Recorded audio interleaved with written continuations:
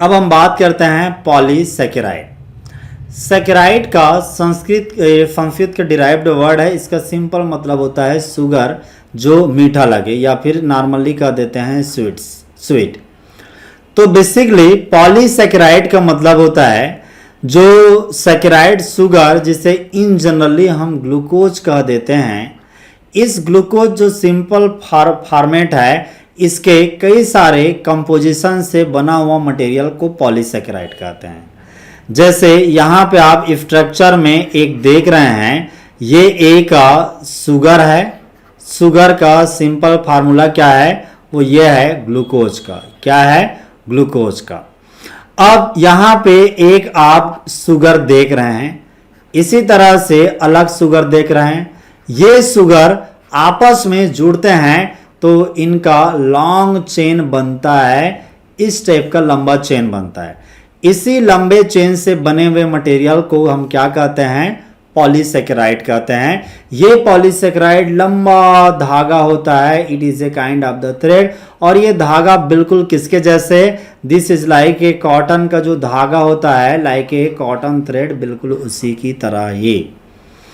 अब ये एक एक करके जो शुगर होते हैं, इन्हें हम मोनोसैकेराइड कहते हैं, और इन्हीं मोनोसैकेराइड से ये पॉलीसैकेराइड है, ये बना होता है। अब बात करते हैं एग्जाम्पल ऑफ पॉलीसैकेराइड। सबसे पहले बात करते हैं हम सेलुलोज की। सेलुलोज की हम बात करते हैं। सेलुलोज क्या है? सेलुलोज एक पॉलीसैकेराइड है। क्या है? पॉलीसैकेराइड।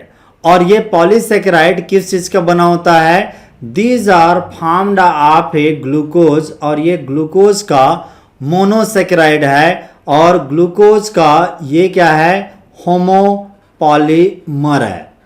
पॉलीमर का मतलब होता है कि कई छोटे छोटे मॉलिक्यूल का बना होता है। जैसे ग्लूकोज छोटे मॉलिक्यूल है, उससे बना हुआ है, इसीलिए इसे पॉलीसैकेराइड कहते हैं, पॉलीमर कहते हैं। ठीक है। और होमो इसलिए क्योंकि एक ग्लूकोज है, दूसरा ग्लूकोज, तीसरा ग्लूकोज, चौथा ग्लूकोज, इस तरह से ये ग्लूकोज है वो बनता है। तो कई सारे ग्लूकोज बोलता हूँ सेलुलोज। सेलुलोज ग्लूकोज का बना है, ये भी ग्लूकोज है, ये भी ग्लूकोज, ये भी ग्लूकोज, ग्लूकोज ग्लूकोज ग्लूकोज, सारे सिंगल टाइप के सैकेराइड होते हैं। तब इसे क्या कहते हैं? सेलुलोज कहते हैं। ये याद रखना, ये मोनोपॉलीमर है और ग्लूकोज का बना होता है, ये ग्लूकोज है। इसी तरह से ये जुड़ता है, तो ये एक हो गया, ये दो हो गया, और फिर सेलुलोज बनाया जाता है। याद होगा आपको सेलुलोज कहाँ पाया जाता है? सेलुलोज है प्लांट के सेल वॉल में पाया जाता है। यहाँ तक कि जब हम सेल मेम्ब्रेन पढ़ रहे थे, तो सेल मेम्ब्रेन के भी बीच में हमने देखा था कि उसके माइक्रोफैब्रिल हैं, वो भी सेल मेम्ब्रेन में भी ये सेलुलोज पाया जाता है। यहाँ तक कि सेल वॉल का तो मेन कंपोनेंट है। सेल वॉल का मिडिल लेमेला, प्राइमरी लेमेला और सेकेंडरी लेमेला होता है, उसमें भी सेलुलोज है वो पाया जाता है मिडिल लेमेला में, जिसकी वजह से ये सॉलिड बन जाता है। अब दूसरा पॉलीसैकेराइड है वो है स्टार्च। स्टार्च के बारे में क्या जानते हैं? स्टार्च भी एक पॉलीसैकेराइड है। इस तरह से खाने पीने मटेरियल है, आटा है, इनमें आप पॉलीसैकेराइड को स्टार्च के रूप में पॉलीसैकेराइड को देख सकते हैं। और ये बेसिकली खास करके प्लांट है, प्लांट टिश्यू मतलब ग्रेन जिसकी हम बात कर रहे हैं, इस ग्रेन में जो आटा बनता है इसमें ही पाया जाता है, और इसमें खाने से हमें ताकत मिलती है। इसीलिए इसे क्या कहते हैं? This starch is considered as a store house of nutrient energy. Store house of the energy कहते हैं। ये स्टेटमेंट को याद रखना है, स्टार्च को कहते हैं प्लांट टिश्यू के अंदर में। इसके अतिरिक्त तीसरा है ग्लाइकोजेन, जिसका हमने अभी जिक्र किया था। ग्लाइकोजेन भी एक पॉलीसैकेराइड है, लेकिन ये पाया जाता है किसमें? एनिमल में पाया जाता है। और इनमें जो स्ट्रक्चर है वो स्ट्रक्चर काफी कॉम्प्लेक्स स्ट्रक्चर के रूप में पाया जाता है ग्लाइकोजेन में। इसके अतिरिक्त इन्यूलिन की बात करते हैं। इन्यूलिन भी एक महत्वपूर्ण पॉलीसैकेराइड है, और ये फ्रक्टोज के बने होते हैं। These are the fructose polymer. ये फ्रक्टोज के बने होते हैं। फ्रक्टोज एक तरह का मोनोसेकेराइड है, ये सिंगल टाइप के स्ट्रक्चर बने होते हैं। फ्रक्टोज के पॉलीमर को क्या कहते हैं? इन्यूलिन कहते हैं। तो यहाँ पे हमने देखा कि अलग अलग पॉलीसेकेराइड होते हैं। अब हम जानने की कोशिश करेंगे कि पॉलीसेकेराइड के स्ट्रक्चर कैसे होते हैं। पॉलीसेकेराइड चेन में जैसे एग्जाम्पल में हम एक समझते हैं ग्लाइकोजेन। अभी देखा था कि ग्लाइकोजेन है वो एनिमल में पाया जाता है, इंसानी शरीर में पाया जाता है। इस ग्लाइकोजेन जो कि एक ये है पॉलीसेकेराइड है, कॉम्प्लेक्स स्ट्रक्चर होता है। इसका ऐसे लंबा चैन बनता है, जैसे यहाँ पे आप देखिए इसका लंबा चैन बना। तो इसका जैसे मैं जिस तरह से देख रहा हूं, ये वाला इसका इन पोर्शन है और ये वाला एक इसका इन पोर्शन है। इस वाले इंड को हम राइट इंड कहते हैं और इसके इस राइट इंड वाले पोर्शन को हम रिड्यूसिंग इंड कहते हैं। Reducing end. तो ये याद रखना है, बाद में कार्बोहाइड्रेट ये शुगर को reducing sugar, non reducing sugar में क्लासिफाई करते हैं। उसके राइट इंड को रिड्यूसिंग शुगर कहते हैं और इधर लेफ्ट इंड को हम क्या कहते हैं? लेफ्ट इंड कहते हैं, या फिर इसे कहते हैं नॉन रिड्यूसिंग इंड कहते हैं। इसे क्या कहते हैं? नॉन रिड्यूसिंग इंड कहते हैं।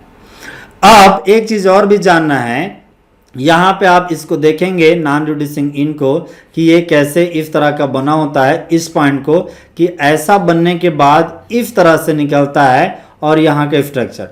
तो बेसिकली यहाँ पे आपको देखने को मिलेगा ब्रांचिंग। पॉलीसेकेराइड में ब्रांचिंग होता है। जैसे यहाँ पे देखिए ये मॉलिक्यूल है, ये ब्रांच कर रहा है, फिर यहाँ से ऐसा ब्रांच करेगा, ऐसा ब्रांच करता है, इस टाइप से ब्रांचिंग देखने को मिलता है। अब हम बात करते हैं स्टार्च का डिटेल। स्टार्च के स्ट्रक्चर में क्या होता है? जो फूड ग्रेन होते हैं, जैसे चावल है या अनाज है, उनसे जो फ्लोर निकलता है, दाना निकलता है, इसमें स्टार्च खूब भरा होता है।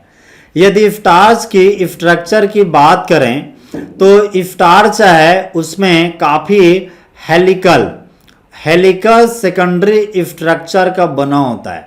हेलिकल मतलब इस टाइप के पट्टी का, जैसे डीएनए का हेलिकल होता है, इस टाइप के हेलिकल का इस तरह से बना होता है। जैसे ये आप देख रहे हैं, ये हेलिकल है और ये सेकेंडरी हेलिकल है।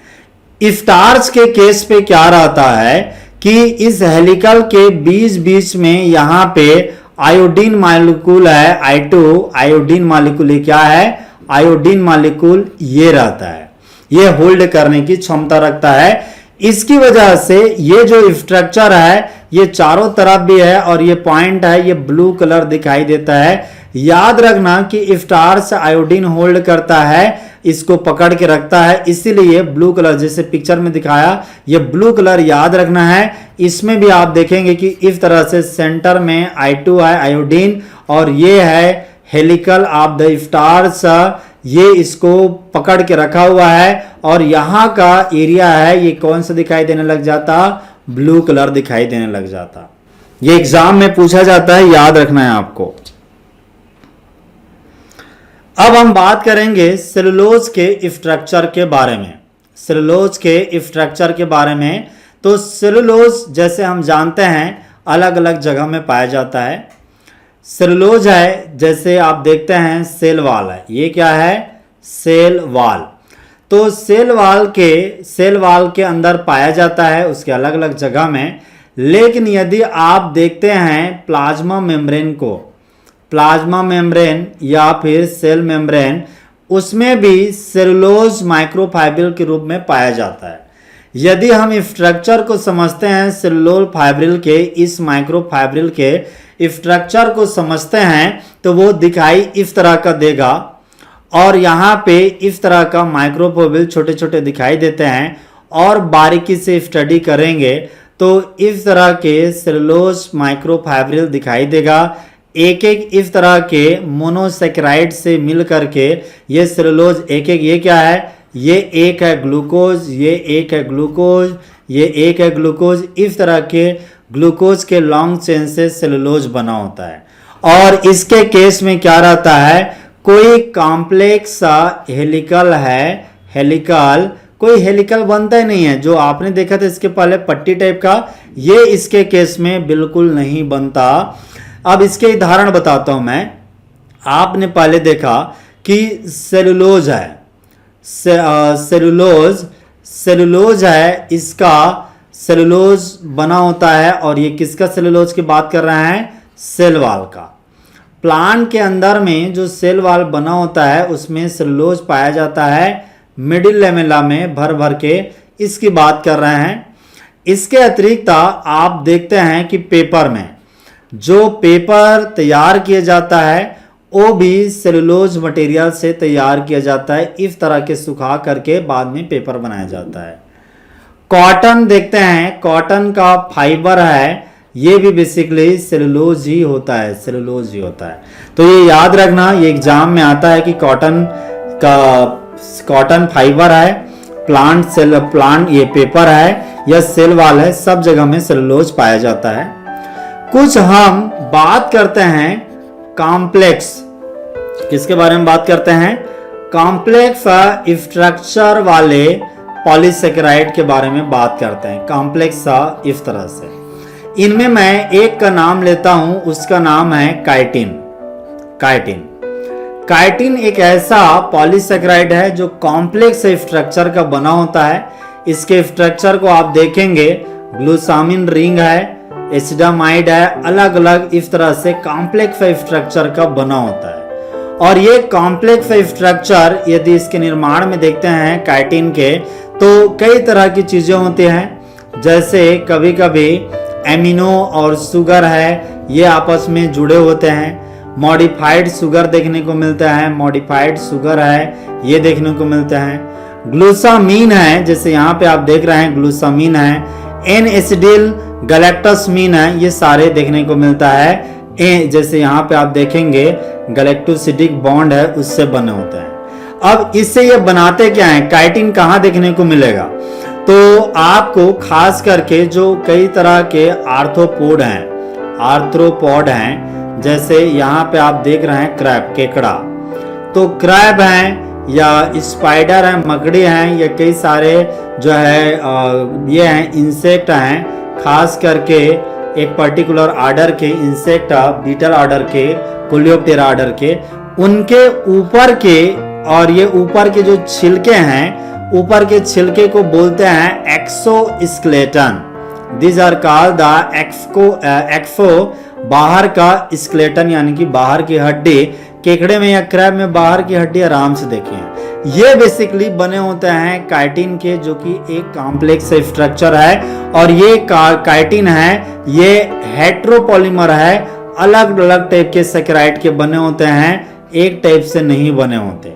तो ये फैक्ट आपको जानना है कि क्या क्या उसमें मटेरियल होता है। हमने यहाँ पे वो सारे पहलू पे बात किया, सारे एक एक मुद्दे पे बात किया।